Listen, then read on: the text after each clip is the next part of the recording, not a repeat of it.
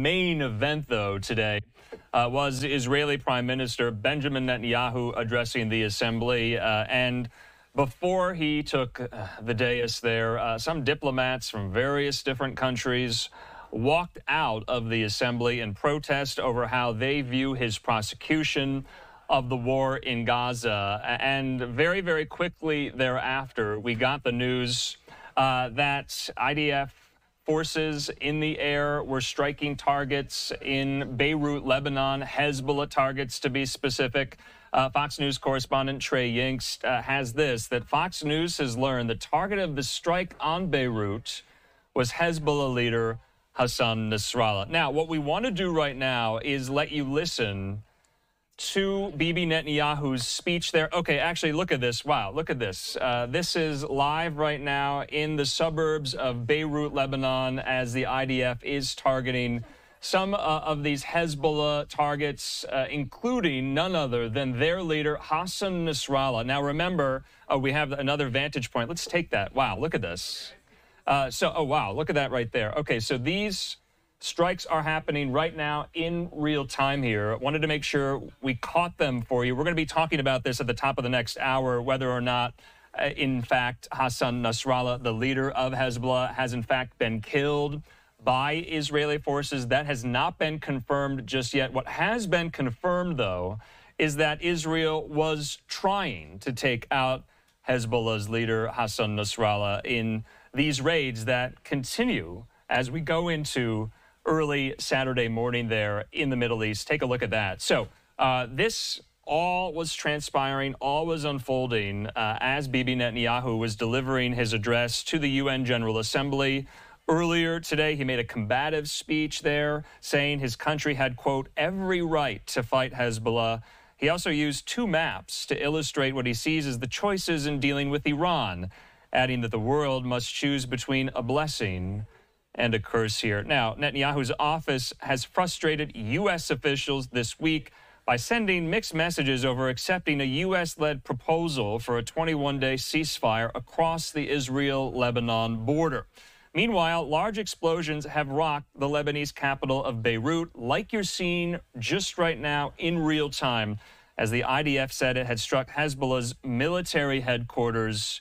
Now, Lebanon's foreign minister warned today that the crisis threatens the entire Middle East and reiterated calls for an immediate ceasefire there. So look at that. We do have more and more strikes by the IDF on Hezbollah targets in and around the capital of Lebanon, Beirut there. We're going to leave that shot up. Like I said, though, you're going to listen to Bibi Netanyahu address the UN General Assembly. We're going to get that queued up for you in just a moment.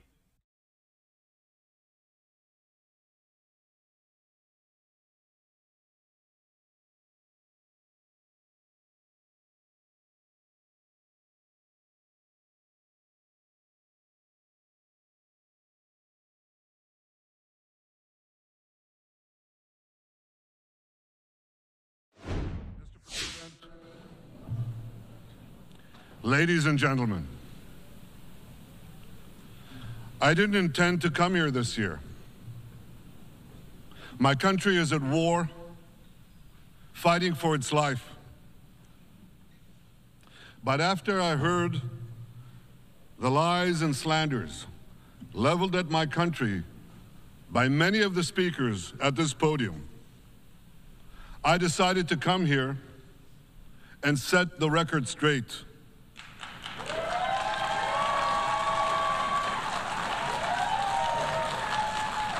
I decided to come here to speak for my people, to speak for my country, to speak for the truth.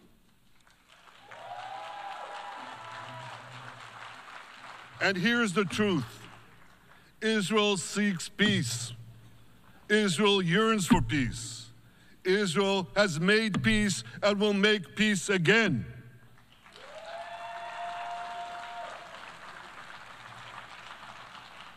Yet we face savage enemies who seek our annihilation, and we must defend ourselves against these savage murderers.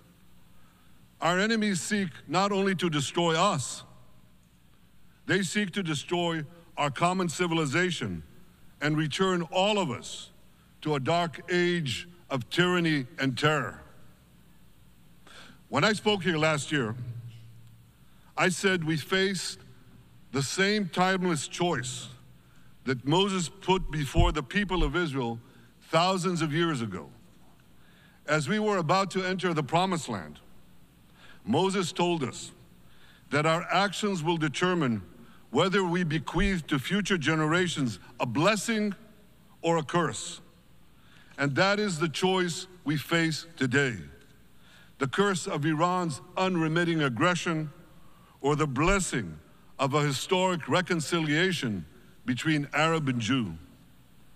In the days that followed that speech, the blessing I spoke of came into sharper focus. A normalization deal between Saudi Arabia and Israel seemed closer than ever. But then came the curse of October 7th. Thousands of Iranian-backed Hamas terrorists from Gaza burst into Israel in pickup trucks, on motorcycles, and they committed unimaginable atrocities. They savagely murdered 1,200 people. They raped and mutilated women. They beheaded men. They burned babies alive. They burnt entire families alive, babies, children, parents, grandparents, in scenes reminiscent of the Nazi Holocaust. Hamas kidnapped 251 people from dozens of different countries, dragging them into the dungeons of Gaza.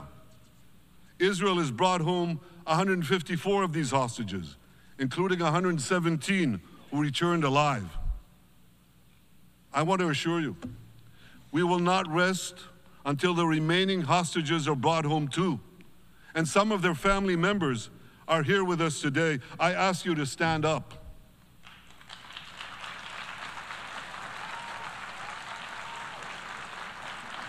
With us is Eli Stevie, whose son Idan was abducted from the Nova Music Festival. That was his crime. A music festival. And these murderous monsters took him. Kobe Smirno, whose son Jonathan was murdered, and his corpse was taken into the dungeons, into the terror tunnels of Gaza. A corpse held hostage. Salim al-Atrash, whose brother Muhammad, a brave Arab-Israeli soldier, was murdered. His body too was taken to Gaza. And so was the body of Ifat Hyman's daughter in Bar, who was brutally murdered at that same music festival. With us is Sharon Sharabi, whose brother Yossi was murdered, and who prays for his older brother Eli, who is still held hostage in Gaza.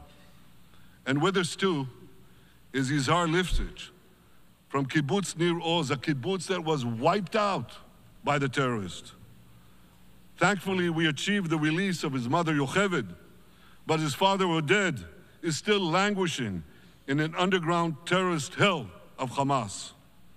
I again promise you, we will return your loved ones home. We will not spare that effort until this holy mission is accomplished.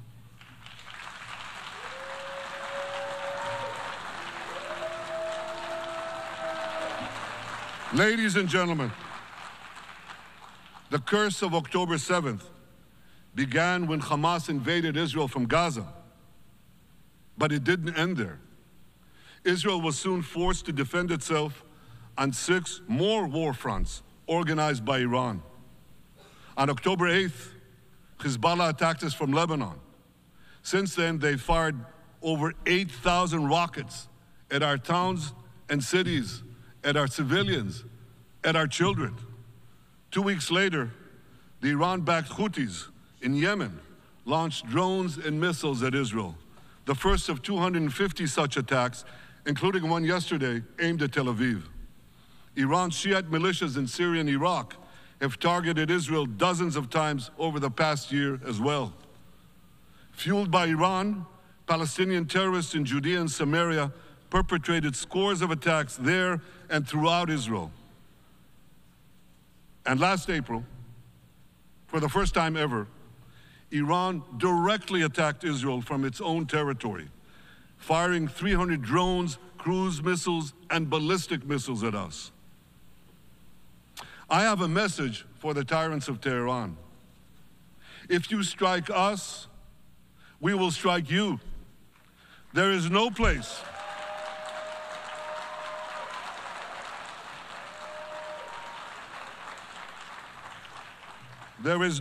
in Iran that the long arm of Israel cannot reach. And that's true of the entire Middle East. Far from being lambs led to the slaughter, Israel's soldiers have fought back with incredible courage and with heroic sacrifice. And I have another message for this assembly and for the world outside this hall. We are winning.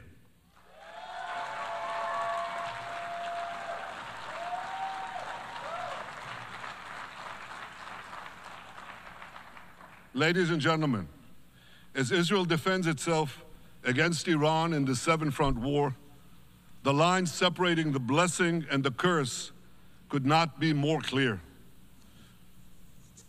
This is the map I presented here last year. It's a map of a blessing. It shows Israel and its Arab partners forming a land bridge connecting Asia and Europe between the Indian Ocean and the Mediterranean Sea.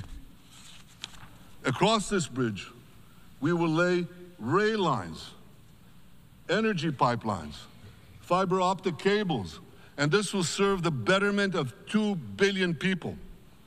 Now look at this second map. It's a map. Look at the second map. It's a map of a curse. It's a map of an arc of terror that Iran has created and imposed from the Indian Ocean to the Mediterranean. Iran's malignant arc has shut down international waterways. It cuts off trade. It destroys millions, destroys nations from within, and inflicts misery on millions. On the one hand, a bright blessing, a future of hope. On the other hand, a dark future of despair. And if you think this dark map is only a curse for Israel, if you think that, then you should think again.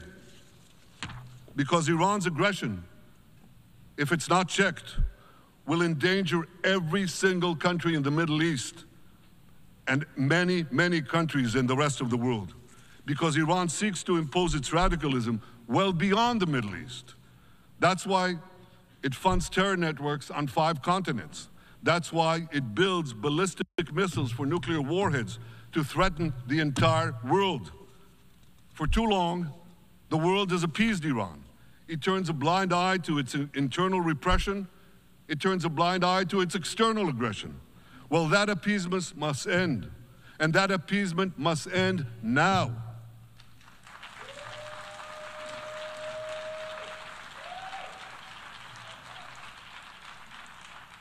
Nations of the world should support the brave people of Iran who want to rid themselves of this evil regime. Responsible governments should not only support Israel in rolling back Iran's aggression, they should join Israel. They should join Israel in stopping Iran's nuclear weapons program. In this body, in the Security Council, we're going to have a deliberation in a few months. And I call on the Security Council to snap back UN Security Council sanctions against Iran, because we must all do everything in our power to ensure that Iran never gets nuclear weapons.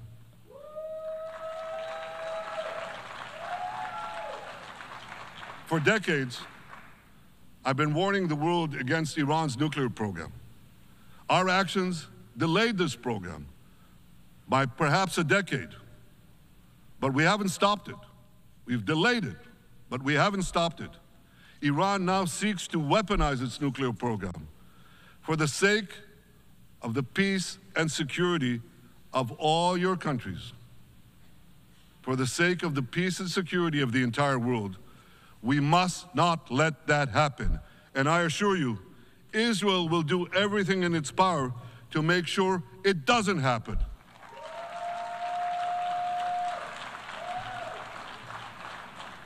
So, ladies and gentlemen, the question before us is simple.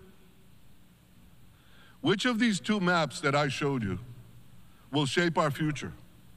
Will it be the blessings of peace and prosperity for Israel, our Arab partners, and the rest of the world? Or will it be the curse in which Iran and its proxies spread carnage and chaos everywhere?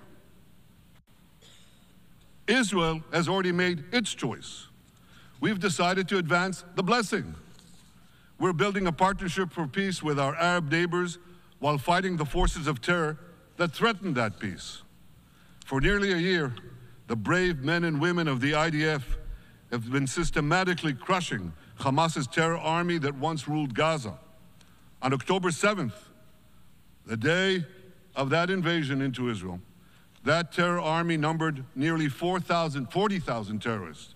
It was armed with more than 15,000 rockets. It had 350 miles of terror tunnels, an underground network bigger than the New York subway system. All right, so you've been listening there to Israeli Prime Minister Benjamin Netanyahu speaking at the United Nations earlier this morning. And in the upper right hand of your screen, you're looking at live pictures over Beirut, Lebanon, as IDF forces strike Hezbollah targets there. Fox confirming that the target of some of these strikes is, in fact, the leader himself of Hezbollah, his name Hassan Nasrallah. We have not gotten confirmation on whether or not these strikes have been successful in eliminating Nasrallah there. If we do get any confirmation of the like throughout the course of the evening, we will bring that to you here on Live Now from Fox.